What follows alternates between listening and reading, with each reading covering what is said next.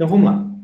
Então, um dos tipos mais comuns de variáveis que a gente vai trabalhar, né, no Python são as variáveis, os tipos básicos que estão lá no core, né? Que são basicamente esse, né? Variáveis strings, que são para receber conteúdo textual, números, né? Variáveis booleanas para receber resultados de avaliação de alguma expressão, né? E o none, que é usado para indicar aí valores nulos, tá? Então, com esses três tipos principais, é que você constrói quase tudo de manipulação de dados, tá? A gente vai aprender estruturas de dados mais complexas, como dicionários, listas, né, sets e outros mais, que são, na verdade, compostos de várias variáveis, né? Ao invés de eu ter que criar uma variável para cada valor, eu posso colocar uma lista de valores ou um dicionário de valores, tá? Mas quando você estiver construindo essas estruturas mais complexas, no final das contas, você vai estar usando microestruturas como essas aqui para armazenar cada uma das partes que vão dentro dessas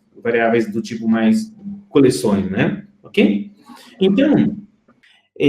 Então, a variável, na verdade, assim, tudo que a gente vai fazer em um computador de processamento de dados, esse dado que é usado durante a programação, durante a execução do código, geralmente ele está numa memória do computador chamada memória RAM, né? Porque o computador tem duas memórias, ele tem, na verdade, tem três, né? Ele tem uma memória que é o disco dele, que pode ser um disco magnético, ou pode ser um flash drive, né?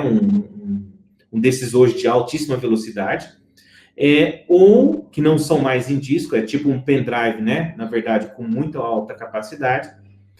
Ou ele pode estar na memória RAM do computador, que é aquela memória, geralmente o computador tem 4 GB, 8 GB, 12 GB de RAM. Essa RAM, ela tem uma velocidade muito rápida em relação ao processador da máquina, né? E aquelas variáveis que estão sendo muito executadas, ou que estão no contexto ali da operação rápida do processador, ficam numa outra chamada cache, que é uma memória mais rápida ainda do que a memória RAM, e ela fica mais próxima ainda do processador da máquina. Então, usando o cache e a RAM, é que os programas são executados, tá? Quando você carrega muitos programas de um computador que tem pouca memória, ele fica fazendo swap, né? Ele tem que levar para o disco, aí depois o seu programa executa depois traz tudo de volta para a memória RAM para poder executar, tá? Então, toda vez que você declara uma variável, essa variável está sendo criada na memória RAM, tá? Então, na verdade, é um apontamento para um endereço da memória RAM. Em algum pedacinho daqueles 4 GB foi reservado ali uma área para a sua variável. Quando você seta o valor, aquele valor é armazenado. O tamanho da área reservada para a variável vai depender do conteúdo que você jogou dentro dela, tá?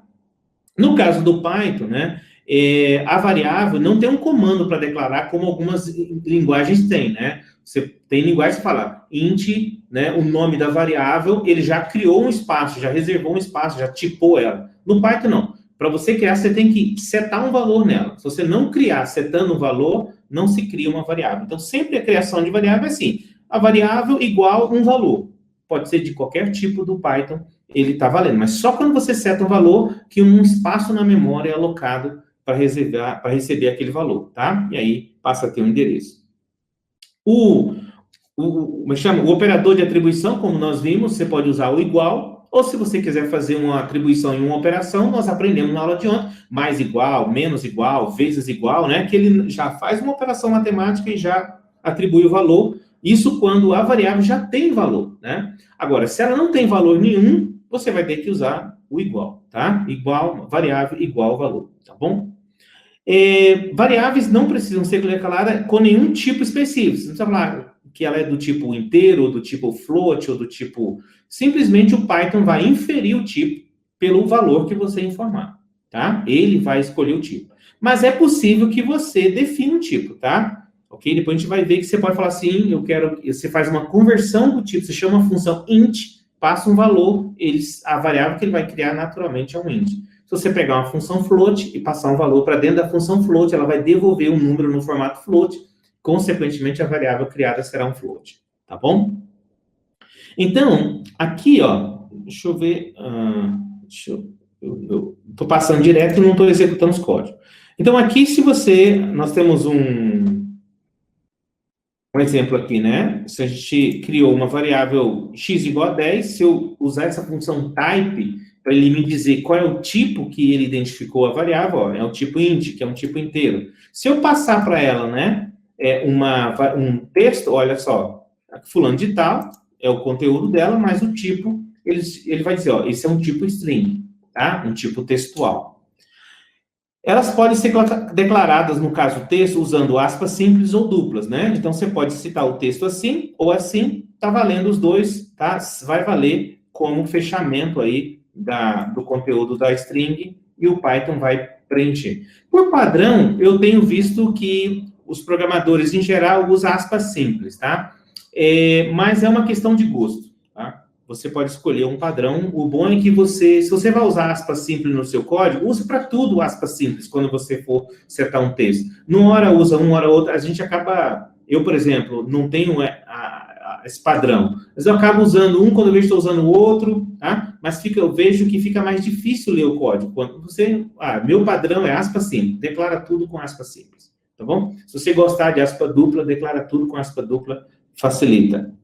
Nome de variável. O nome de variável no Python, isso acontece também na maioria das linguagens, elas têm algumas limitações, tá? Então, você não pode colocar qualquer nome, né? Uma variável, ela tem que ter ela pode ter um nominho, pode ter um nome grande, não há essa limitação, tá? Mas o importante é que você siga essas regras. Ela deve começar com uma letra ou um caractere sublinhado. Então, você não pode começar com um número, naturalmente. Não pode começar com número, pode conter apenas caracteres alfanuméricos, né, e sublinhado no nome dela. Não pode colocar caracteres especiais, tá? Só esses de A a Z, 0 a 9 e sublinhado, que são válidos para efeito de nome de variável. E você tem que ter isso em mente. O Python é case sensitive. Então, se você colocar uma variável com uma letra maiúscula, o nome dela com letra minúscula não é a mesma coisa, tá?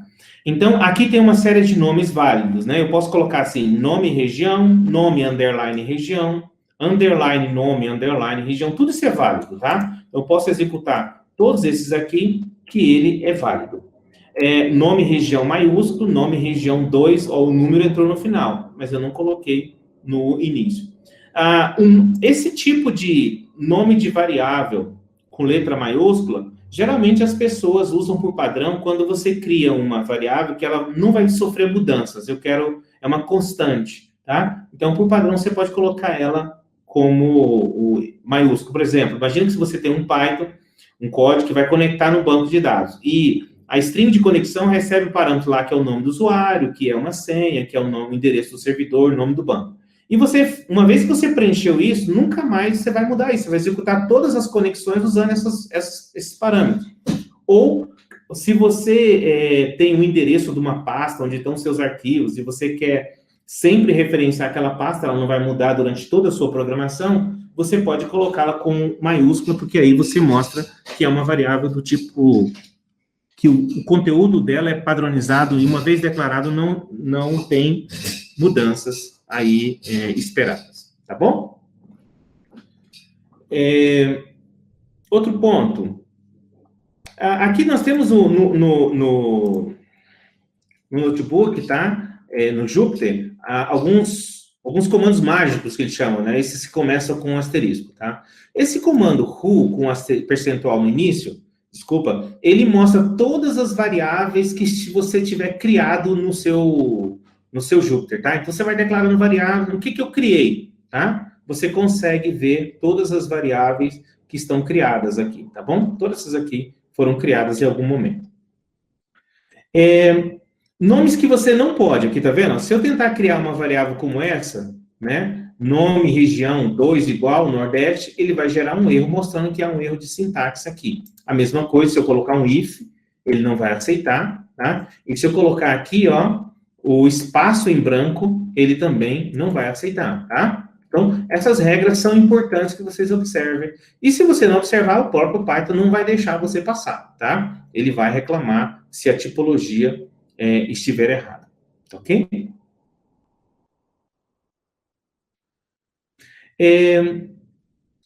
Atribuição de valor, né? Quando eu vou atribuir valor a uma variável, a gente pode atribuir um de cada vez, né? Variável igual, mas se você tiver uma lista de variáveis, uma lista de valores, você pode, num único comando, setar todas elas ao mesmo tempo, tá? Então, aqui nós temos um exemplo, eu tenho região N, região S, região CO.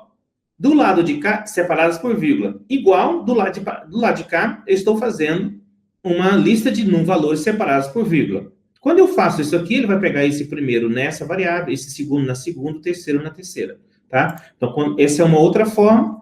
Quando a gente vai usar isso aqui, você observa que cada região recebeu um valor diferente. Esse resultado aqui, essa forma do Python permitir a atribuição múltipla, ela parece boba aqui, mas ela é muito interessante. Eu, às vezes, eu quero fazer uma função que faz uma série de coisas, mas ele já me devolve 3 respostas, tá? Então, eu não preciso fazer uma função para uma resposta, uma para outra para outra. Eu posso fazer com que ele já devolva 3 respostas separadas por vírgula, e quando eu executo aquela função, eu posso atribuí-la a 3 variáveis. Então, a primeira resposta vai para a primeira e assim por diante, ok? Se eu criar um exemplo aqui, eu vou criar uma função que chama lista 3 regiões. Ela não recebe nenhum parâmetro, mas ela retorna uma lista de regiões. Tá? Nós vamos aprender a criar funções aí à vontade. Então, quando eu crio uma função como essa aqui, ó, no Python, por que é importante aqui a história do print? Deixa eu explicar uma coisa para vocês. É que eu poderia fazer assim, né?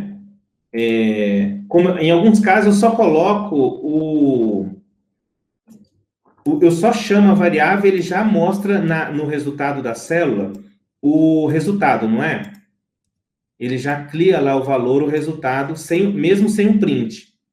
Só que quando você faz isso aqui, ó, sem o print, o que vai acontecer? Ele vai dar aqui como saída apenas o resultado da última, tá vendo? Ele só saiu aqui o resultado da última. Como eu queria que ele imprimisse as 3, por isso eu dei o print, porque quando ele passa aqui, ele é obrigado a produzir um resultado aqui, tá? Toda vez que eu executo o print, ele tem que produzir uma saída, tá? Aqui, ó, exemplificando para vocês, ó, eu criei essa função lista regiões, né? Então, o que eu posso fazer? Eu posso pegar essas 3 variáveis aqui, ó, tá? E alimentá-las, por exemplo, né, ou setar o valor delas por essa função. Então, quando eu fizer isso aqui, ó, eu falo assim, ó, essas variáveis, essas 3 variáveis são iguais ao resultado dessa função, ok? O resultado dessa função vai retornar dessa forma, 3 valores, tá? Então, você pode executar isso aqui, tá? Ok? E olha o que saiu, né? Cadê? Deixa eu imprimir elas aqui.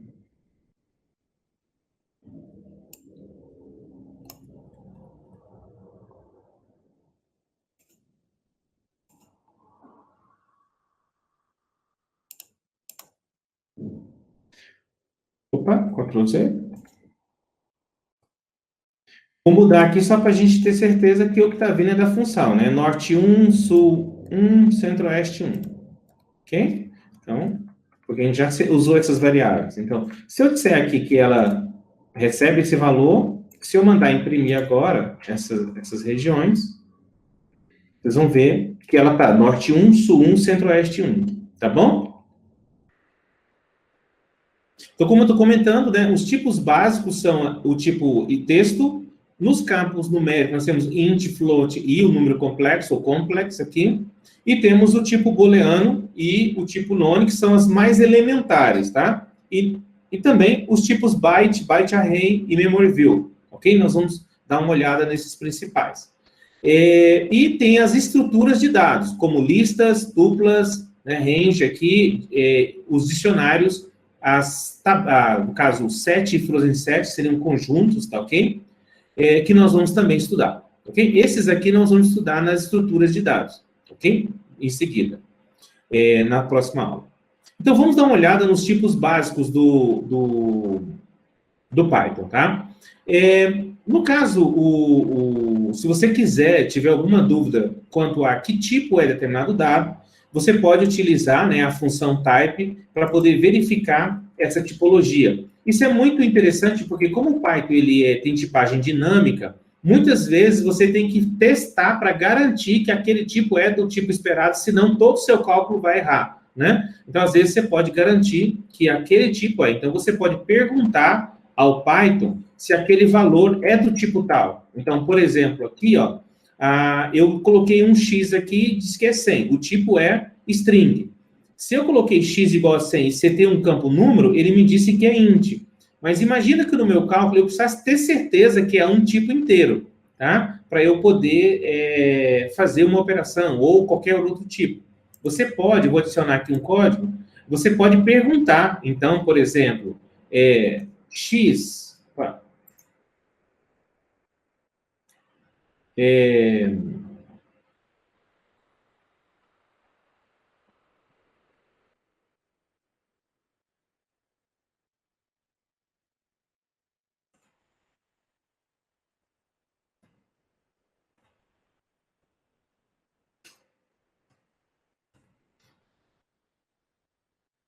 eu posso fazer assim, né? Ok? Tipo de x é uma string? Ele falou assim, ó, é. Se eu quisesse ter certeza, o tipo tem que ser int, então eu poderia fazer um teste como esse, tá? E ele vai dizer, ó, porque como você tem uma string, então ele passou a ser um tipo. Então você pode fazer esses testes durante a execução do seu código, quando o tipo é importante para garantir que o seu código não venha quebrar, não venha acontecer um erro de processamento, tá? Para definir um tipo de dado, você acaba definindo no momento que você atribuiu a variável. Nós já vimos isso, então vou passar rapidamente aqui, por exemplo, ó, se eu falei string, ele é uma string. Aqui, o número, ele vai criar um objeto da classe int. Se eu passar com decimais, né, com separador decimal, que no Python é ponto, não vírgula, né, no nosso idioma é vírgula, mas aqui usa o padrão inglês, então aqui é ponto como separador decimal, ele entende já que é um número com ponto flutuante. Tá? Se eu colocar um número e uma letra, ele entende que é um número complexo. Um número complexo, né? Para quem gosta de matemática, é aquele número que eu tenho uma parte conhecida e uma parte imaginária, né? Então, esse J representa essa parte imaginária do número, ok? E a computação lida com isso e com as operações desses números. Aqui é a mesma coisa, eu estou setando uma variável com colchetes, né? Circundando uma lista de valores, ele já vai entender que é uma lista. Aqui, se eu fizer setando a variável com uma lista de valores fechada com parênteses, ele entende que é uma tupla, tá? E assim por diante, ó. Se eu gerar uma função range, né, para que ele possa produzir um range de 0 a 49, né, ele vai me dizer que esse é um objeto range. O range é muito usado quando a gente vai fazer loops, né? Eu quero um loop que repita de 1 a 50. Então, eu uso o range, tá? Nós vamos aprender a usar essas coisas com frequência. Aqui, se eu colocar a lista entre colchetes, né? Ou entre chaves, e dentro dele eu tenho um valor, 2 pontos, né? Um nome, uma chave, 2 pontos, um valor, um nome, uma chave, 2 pontos, um valor, ele já entende que é um dicionário. Ele já entende que não é uma estrutura de dados, tá? Ele já vai criar naquele tipo, e todas as operações de dicionário já estão disponíveis para aquele tipo, tá? Aqui, se eu fizer entre chaves, mas não passar chave e valor, né?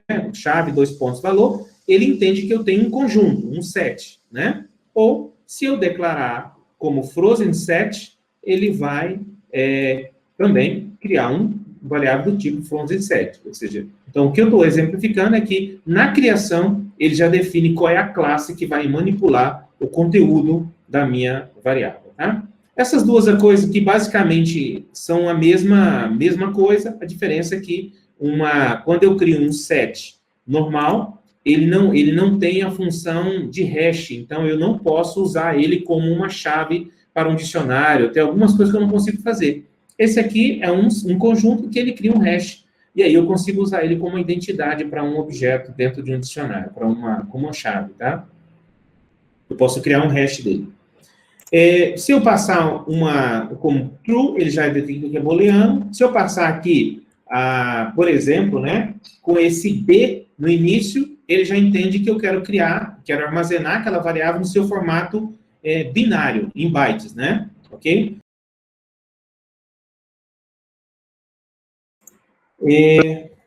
Aqui o byte array, na verdade, a diferença é que ao invés de ser um conjunto de arrays numa única string, né, ele cria como se fosse uma matriz, onde cada posição tem um conjunto, né, esperando receber um conjunto de números, tá? Um valor numérico em cada uma das suas células, tá? Um valor completo. No caso para você, se você já quiser criar uma variável e já dizer o tipo também, você pode, tá? Então, nesse caso aqui, nós estamos passando o string para informar claramente que eu quero formar uma variável string, tá? Isso me permitiria, por exemplo, criar uma variável com valor de número, mas ela ser armazenada como string. Aqui, por exemplo, se eu criar apenas centro-oeste var igual a centro-oeste, ele já coloca string.